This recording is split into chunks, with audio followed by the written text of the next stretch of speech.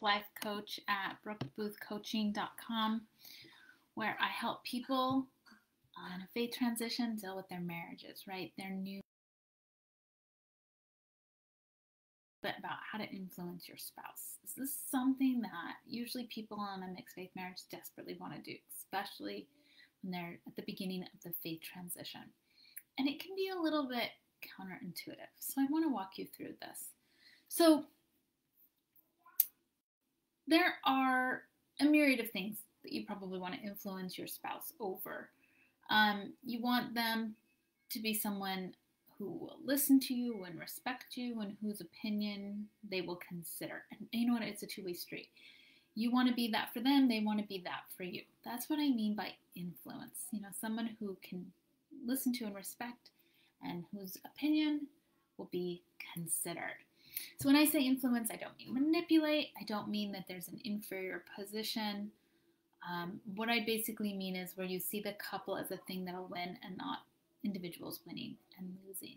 So here are some experiences in the past of how I've wanted to influence my husband, and read this way as more of the convince and manipulate, like spend more money or spend less money, save more money, go to church on time, call his mom, go on dates, right? Those are all things I wanted to influence him around.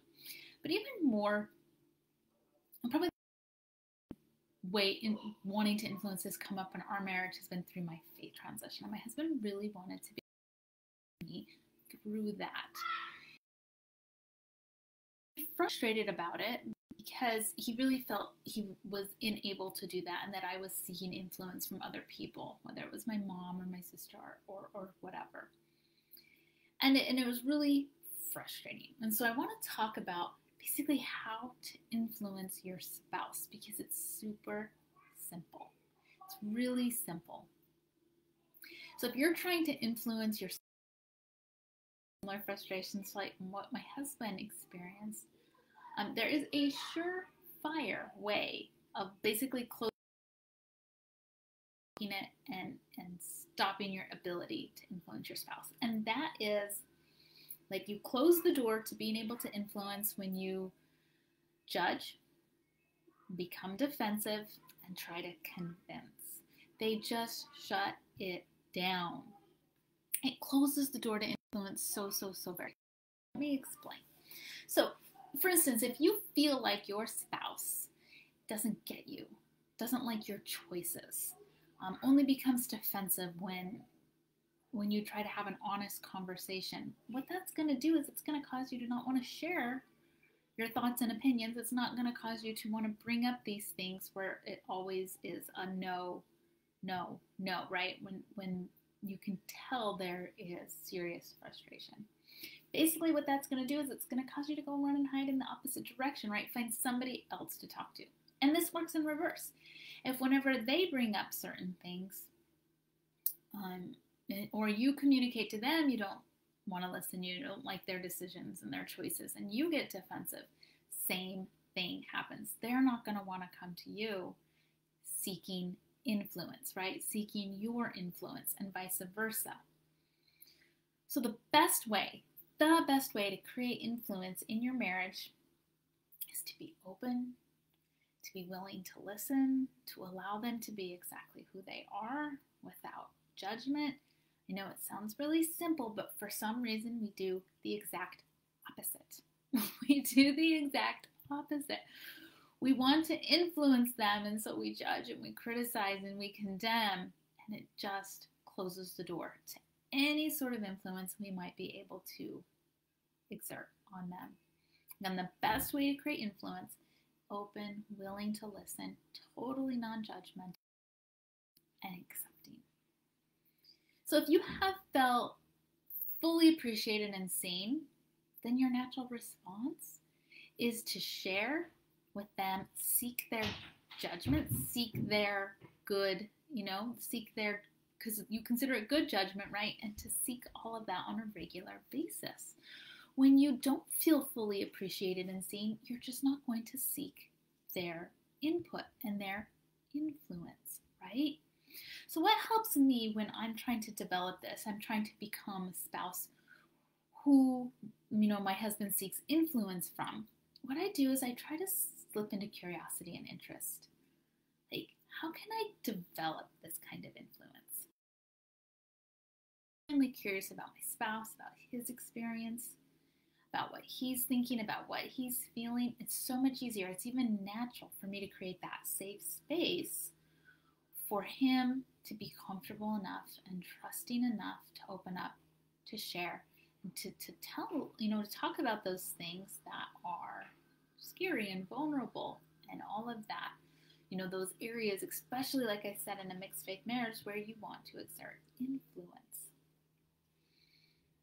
So I know this really firsthand because it seems like in mixed faith marriages, there's these like taboo topics, like we just don't go there. Because, we just don't talk about religion. We're taking a break from talking about church. Really common approach. And it happens because one or both partners just don't feel safe talking about that. Influence isn't being shared because often we have these, the judgment, the non-listening, the critical, the not approving of decision making, not approving of what's going on, really basically not accepting who the spouse is and what they're doing. Again, closes down the door for being able to influence and for people to be able to feel safe when they talk about be. So if you're one of those people and you just don't talk about religion, it's a real key indicator that ability to influence each other isn't working. And I think we often feel this way because of our own lack of curiosity and interest, that we have about our partner. We genuinely don't want to know what they're thinking and feeling about church because a lot of times we find it too scary and threatening. Another definitely be blocking off our ability to influence is I already know how he's going to react. I already know what he's going to say. I already know how he's going to respond. That again blocks the curiosity, blocks the interest. It's just another version of already deciding you don't like what they're going to say. So if this is saying that your ability to influence or in turn be influenced is compromised. So if you think you're not accepting influence, like I said, I guarantee it goes both ways. And the reason this is so important is this is one of the key things for a healthy marriage is to be able to influence and be influenced. Now, I'm not saying that you do what they say, to take into consideration and to, most importantly, have that line of communication open. Because when you really feel like you aren't heard in your relationship, it's another way of saying where that influence isn't happening. And it's not an good. It doesn't feel like you can be, safe, heard, accepted in your relationship. So where is the influence level in your relationship? Does it feel like you can influence your spouse and your spouse can influence you? If you need help, I'm here to help. This is what I do a lot in my coaching practice. If you're in a mixed faith marriage and influence isn't happening, there are off-topic subjects and things where, you cannot go, taboo things, you need a life coach. It's time to reach out to somebody and get some help because I guarantee those you can't go there areas are stopping your marriage from being as wonderful as it can. It blocks, whenever you have a block in what you can talk about, that's a block to intimacy. That's a block to connection. That's a block to creating a marriage where both people love it.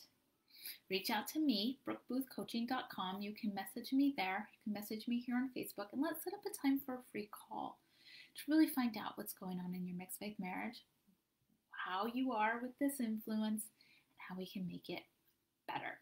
All right, wishing you the best.